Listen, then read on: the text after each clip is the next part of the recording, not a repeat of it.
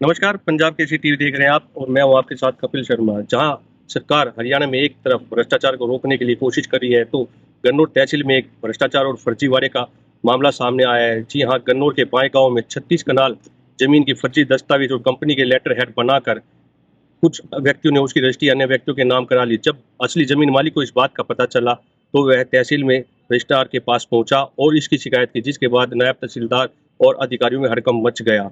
वहीं जमीन के मालिक ने इस पूरे मामले की शिकायत बड़ी थाना और गन्नौर एसीपी पुलिस को दी है। अब देखना ये है कि इस पूरे मामले में क्या कार्रवाई होती है। हालांकि अभी तक पुलिस द्वारा इस मामले में कोई एफआईआर नहीं की गई है और इस मुद्दे पर बातचीत करने के लिए हमारे साथ कुछ वकील साथी मौजूद है, उनसे बात करेंगे। गन्नौर बार एसोसिएशन के प्रधान और त्यागी त्यागी जी, इस तरह से रजिस्ट्री होती है, इसमें क्या भूमिका अधिकारी की होती है? क्या एक-एक कागज़ चेक किए जाते हैं पूरी तरह से? तो देखो, जैसे हमें भी पता है और हमने भी रजिस्ट्री खुद की भी कराई है और यहाँ तहसील में भी देखते हैं। जिम्मेवारी तो सभी की, अब तो पेपरलेस भी हो गया। पहले आरसी भी उसको अप्रूवल करता है, बाद में ही ऑफिसर उसको जाके रजिस्ट्री को अपना लास्ट उसमें मूवमेंट में लाके उसको पंजीकृत कराता है। गुरु जी, जैसे आपने बताया कि एक-एक कागज़ों की जाँच होती है, जिस तरह से ये नकली दस्तावेज बनाए गए हैं, क्या इनकी जाँच हुई है? तो देखो जी, उस बारे में हम तो क्या बताएं, नकली और असली का।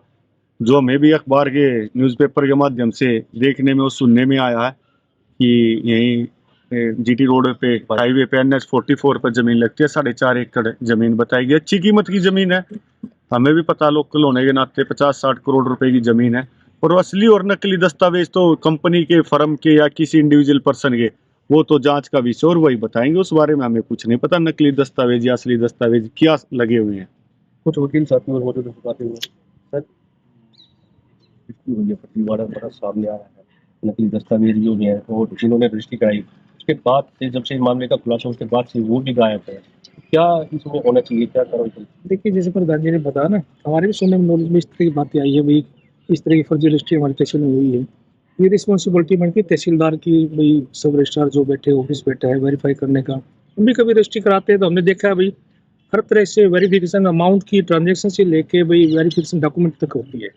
और उसके बाद इतनी जिम्मेदारी अधिकारी बैठे हैं, अगर फर्जी हुई तो अब तक मुकदमा दर्ज क्यों नहीं? नंबर भाई, ये सारी लिपअप होती है, तहसीलदार के अंडर में आती है। हम तो क्या है ना, हमारे जुडिशियल सिस्टम है, हम तो वहीं तक सीमित है।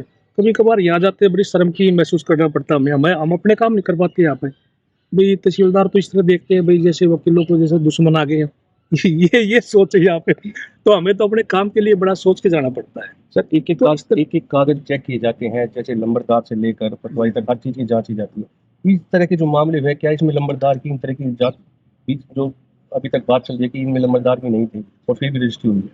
वैसे देखो, तहसीलदार के एक जिम्मेदार पद है और 90 गांव हमारे पड़ते हैं, 90-80 करीब। यहाँ पे हर चीज़ बड़ी सोच समझ के होती है। ये नहीं तो कोई भी करवा सकता है चीज़ें काम। वो वेरिफिकेशन के लिए तहसीलदार बैठे हैं, सब ऑफिस बैठे हैं, पटवारी बैठे हैं। उनकी एक रिस्पॉन्सिबिलिटी बनती है, आप इस तरह वेरीफाई करके करो। नहीं तो डेली यहाँ पब्लिक आती जाती, कोई किसी की रजिस्ट्री करा के चले जाएगा। और अगर हुई है तो उसके खिलाफ रिएक्शन आप लीजिए, बनती तो यही है। तो हमारे सुनने में, हमारे नॉलेज में ये बातें आई। लेकिन अब तक पूरा भाई इफेक्ट हमें भी नहीं पता इन चीज़ों का भी क्या है। हवाबाजी में सुन रहे हैं भाई, पर फर्जी रजिस्ट्री होगी है, कॉस्टली ज़मीन है, जैसे प्रधान जी ने बताया, यही मामले चल रहे हैं अब तक। सर, एक आम आदमी को रजिस्ट्री कराने के लिए जगह-जगह धक्के खाने पड़ते हैं, चक्कर काटने पड़ते हैं, छोटी-छोटी चीज़ें उसको लेके आनी पड़ती है। अगर कोई कागज़ मिसिंग है तो उसके लिए भी रजिस्ट्रार द्वारा उसको वापस भेजें। बिल्कुल। और ये इतना बड़ा मामला है, क्या इनमें कागज़ों की किसी तरह की कोई खामियाँ नहीं हुई है, जाँच नहीं हुई?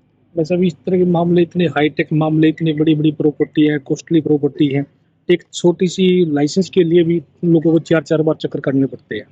और ये तो इतना बड़ा इश्यू है, इसके लिए तो बहुत ज़्यादा वेरिफिकेशन होती है इन चीज़ों में। भाई स्टाम्प ड्यूटी भी, अगर मान लीजिए कॉस्टली ज़मीन है, 50-60 लाख रुपए स्टाम्प ड्यूटी कहाँ से आई होगी? सर, आम आदमी तो वो भी नहीं दे सकता। क्या इस तरह के मामलों की जाँच होनी चाहिए? हाँ, श्योरली होनी चाहिए, बिल्कुल।